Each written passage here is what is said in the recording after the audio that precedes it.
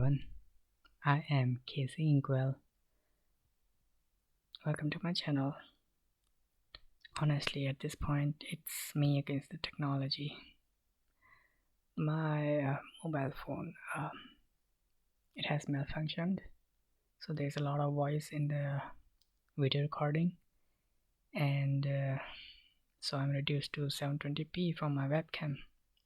Also, as for the sounds, well, microphone, and I'm unable to edit videos, so because of the bad luck issues, I get bad luck issues. I have no software, and the apps are just I've had it up to here with them. So the following videos might be very raw. I will try to behave and jump right down to the topic. So in this video, I am going to give you a review of a certain book, which is not this one, The Phoenix and the Crown. No. Well, this book is part of a 3-book series by Emily R. King. It's called the Evermore Chronicles. So the first book is, I'm looking for it. Oh yeah, nope, I deleted it. No man. Well, it's called Before the Broken Star. Then there are 2 other books. They are likely, never mind that. So there are 3 books. I'm going to discuss the first book now, and as for the review of the 2 other books, I am going to do it later on if I feel like it. Anyways, this is a really good series, really good series. By now I have officially finished reading all of the books of Emily R. King. So I would like to believe, because well, only so many books are available on Amazon. So here is the review of the first book. I have made notes, so I'm gonna read from there. Now, Before the Broken Star is a YA fantasy novel by Emily R. King. It is the first part of the Evermore Chronicles, which is a 3-book series. Of course, I've already told you that. I should have edited. This review contains heavy spoilers, so you've been warned. First off, let's begin with the world setup of this novel. The story unfolds in a medieval fantasy world, but there are 7 such worlds in this universe. The creator god Ioka is often depicted as an ivory mare, but has another undescribed humanoid form. She had created the first ever wood tree, which became the second goddess, called Madrona. Madrona is the one that gave life to all other creatures, including giants from her roots, elves from her leaves, and mankind from her acorns. Then there is Father Time, who regulates time with which every living creature is bound. Together, the trinity of Ioka, Madrona, and Father Time preserve the 7 worlds, which are the land of the living, the land of youth, the land of promise, land under the wave, silver clouded plains, elderwood forest, and I could not find or remember the 7th world. The humans live in the land of the living, and their rulers have tried over time to twist the history and obscure information, if not rejecting the other worlds and species entirely, in order to increase their hold on their people. So people only know vague folklore and old stories. Now, as this first book story progresses, the main character discovers more and more aspects of these folklore through her adventures. We are still rolling. Now, the main plot of the story revolves around a girl named Everly Donovan. She is the sole survivor of her family, which was murdered when she was 10 years old. She was the daughter of a noble adventurer and Navy officer named Brogan Donovan, who discovered the infamous uninhabited Dagger Island from a certain rumored folklore and extended his country, which is called Wyeth, its rule to it. Brogan was friends with Admiral Killian Markham, who is the main villain of the story. Later, Brogan, his wife, two sons, and one daughter were brutally murdered by Markham and his goons. Markham then stabbed little Everly in the chest and left her to die inside her burning house. Everly was rescued by her maternal uncle Holden O'Shea, who then implanted in her chest an ingeniously crafted clockwork heart made of wood and gears. Holden was a genius clockmaker and owned a clock shop where Everly grew up in his care and tutelage for the next 10 years.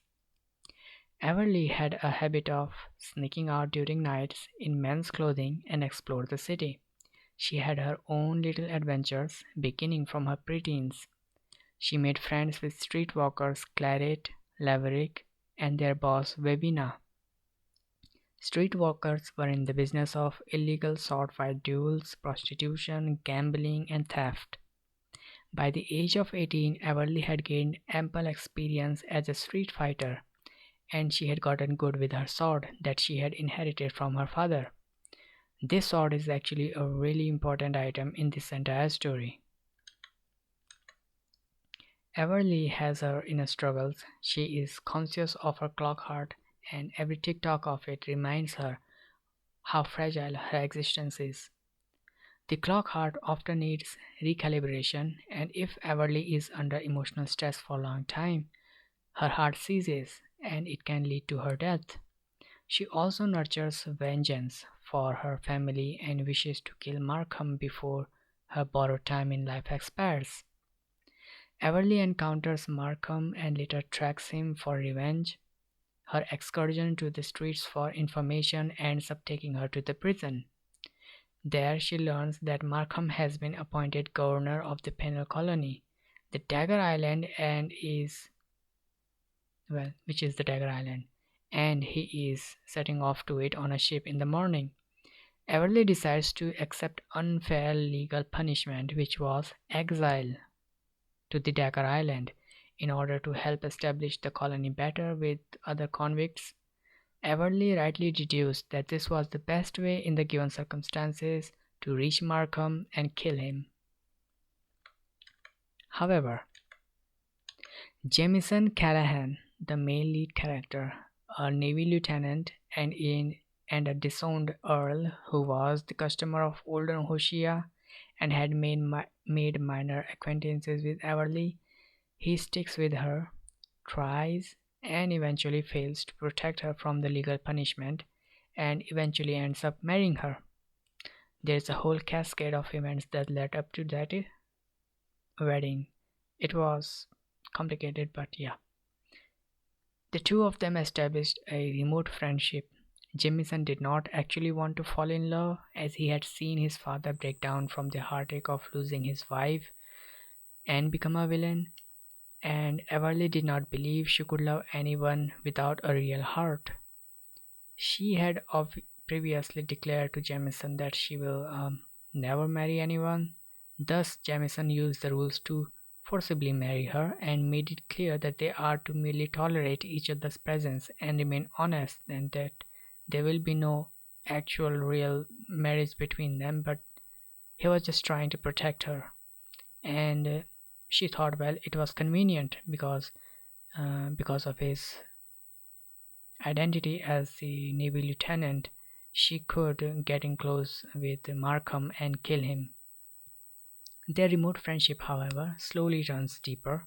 They begin to trust each other better, and although there were many ups and downs, they eventually fall in love near the end of the story.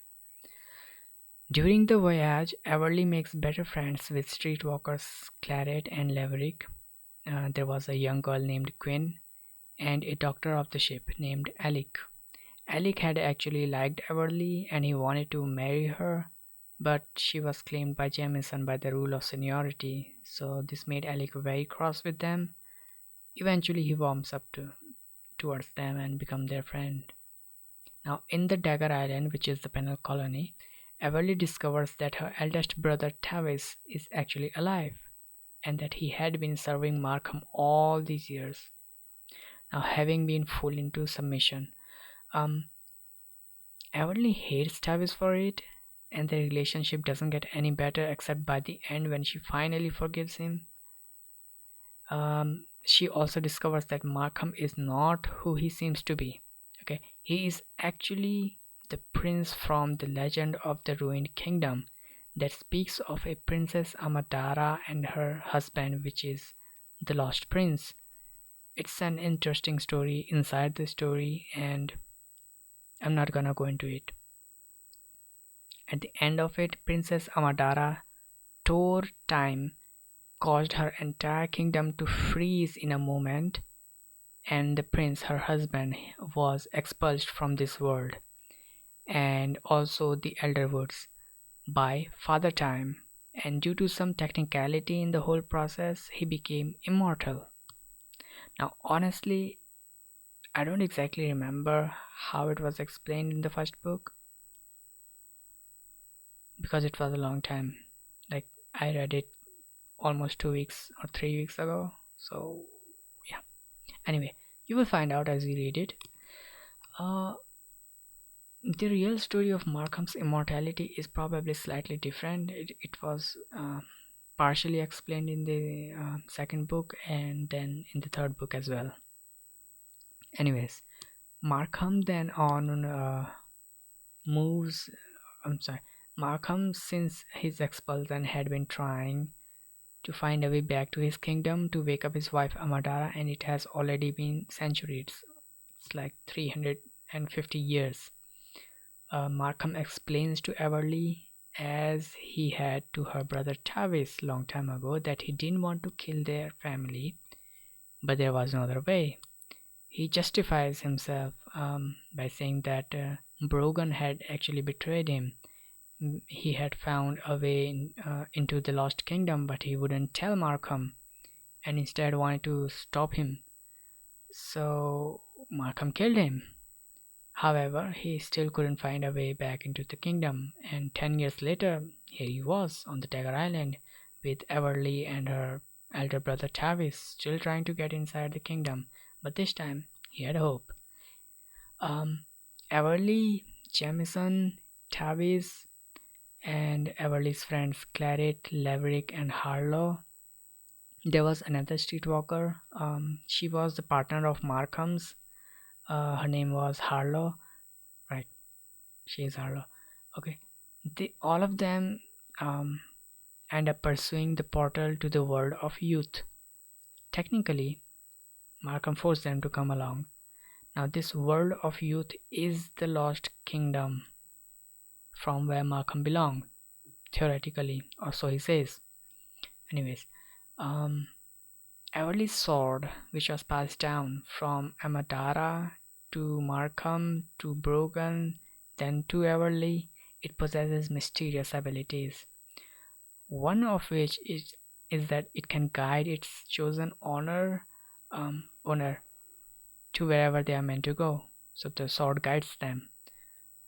That sword has chosen Everly as its owner. Now, before Everly, the sword had guided her father Brogan to the Elder Woods. Now it guides her. Everly and others do manage to reach the time frozen world after an adventure or a misadventure. But whatever happens throughout that adventure and afterwards, is for you to discover as you read that book. Okay, this many spoilers were enough. Now you know how the whole setup and the characters and how the first book goes. Well, along that line, this story has actually many layers to it. Okay, it goes back and forth, and the characters are really, really genuine. The story is entertaining, it's captivating, and the whole story is full of building up of love, friendship, adventures, and revenge. Now, Everly is a headstrong, dedicated, and brave person. Jamison is dutiful, caring, calm, strong willed, and supportive. Markham is the perfection of deception, also cruelty, and he is a master manipulator. He could charm teeth out of a lion. So he is a unique personality. And so I would say that Before the Broken Star, this first book of the series, is a really good one and it's worth reading, and I recommend it. And I hope you enjoyed this review.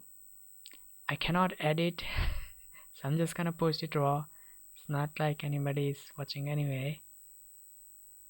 But if you are there, I will see you in the next video very soon. Thank you. Bye bye.